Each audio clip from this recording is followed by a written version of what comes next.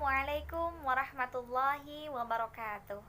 Saya Syarah Aulia Hazani dari Fakultas Usuluddin dan Dakwah, Prodi Ilmu Al-Quran dan Tafsir, Institut Ilmu Al-Quran Jakarta. Di sini saya akan memaparkan sedikit biografi tentang Syekh Imam Nawawi Al-Bantani guna memenuhi tugas akhir mata kuliah Studi Hadis di Indonesia dengan dosen pengampu Bapak Sofyan Effendi SKMA. Bismillahirrohmanirrohim. Nama lengkap Syekh Imam Nawawi Al-Bantani.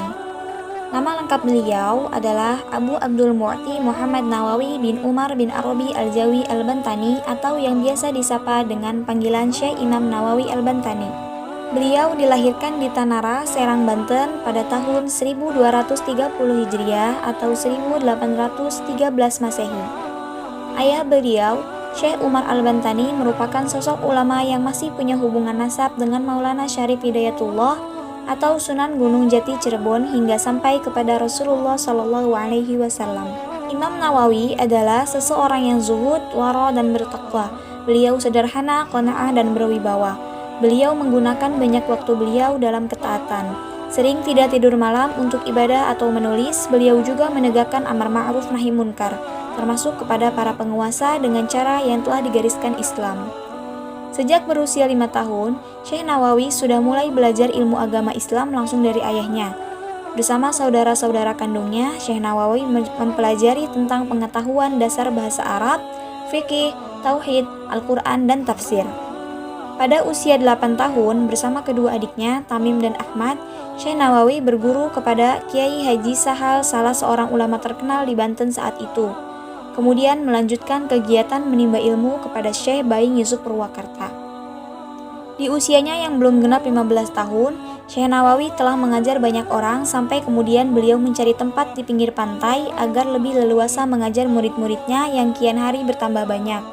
Baru setelah usianya mencapai 15 tahun, Syekh Nawawi menunaikan haji dan kemudian berguru kepada sejumlah ulama masyhur di Mekah saat itu. Setelah 3 tahun bermukim di Mekah, pada tahun 1828 Masehi, Syekh Nawawi akhirnya kembali pulang ke Banten. Nama Syekh Nawawi Al-Bantani semakin masyhur ketika dia ditunjuk sebagai Imam Masjidil Haram menggantikan Syekh Ahmad Khatib Al-Syambashi atau Syekh Ahmad Khatib Al-Minangkabawi. Tidak hanya di kota Mekah dan Madinah saja dia dikenal, bahkan di negeri Suriah, Mesir, Turki, hingga Hindustan namanya begitu masyhur. Guru-guru Syekh Nawawi diantaranya, yang pertama Syekh Umar bin Arabi Al-Bantani, ayahnya, Kiai Haji Sahal Al-Bantani, Syekh Baing Yusuf Purwakarta, Syekh Ahmad Khatib Asyambasi, Syekh Ahmad Zaini Dahlan, Syekh Abdul Ghani Al-Bimawi, Syekh Yusuf Sumbulaweni, dan seterusnya. Sedangkan murid-murid beliau yang menjadi ulama diantaranya Syekh Muhammad Mahfud At-Tarmasi, Syekh Khalil Al-Bangkalani Madura, Syekh Tubagus Ahmad Bakri As-Sampuri, Syekh Tubagus Muhammad Asnawi Al-Bantani, Syekh Arsyad Tawil Al-Bantani, dan lain-lain. Adapun karya-karya beliau, pertama dalam bidang tafsir, Imam Nawawi menulis Marah Labid Likashf Ma'na Quran Majid yang lebih dikenal dengan At-Tafsir Al-Munir yang diterbitkan pertama kali di Kairo pada tahun 1305 Hijriah. Kedua, di bidang hadis, beliau menulis Tanqi Al-Qaul Al-Hasis Bisyarah Lubab Al-Hadis dan Nasaihul Ibad Al-Bayan fi Al-Faz Munabbihat.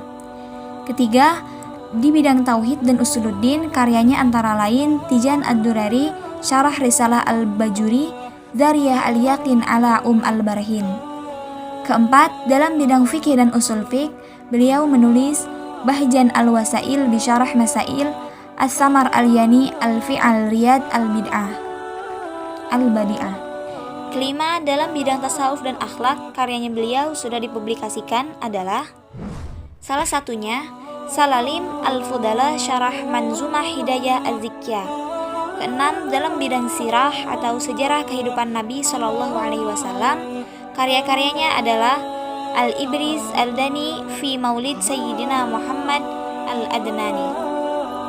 Dua karya lainnya adalah dalam bidang tajwid, yaitu Hilyah Al-Sibyan fi Ilmi Al-Tajwid, dan dalam bidang ahwal Asy-Syakhsiyah, hubungan suami istri, ada di kitab berjudul Uqud Al-Lujain fi Bayan Huquq Al-Zawjain.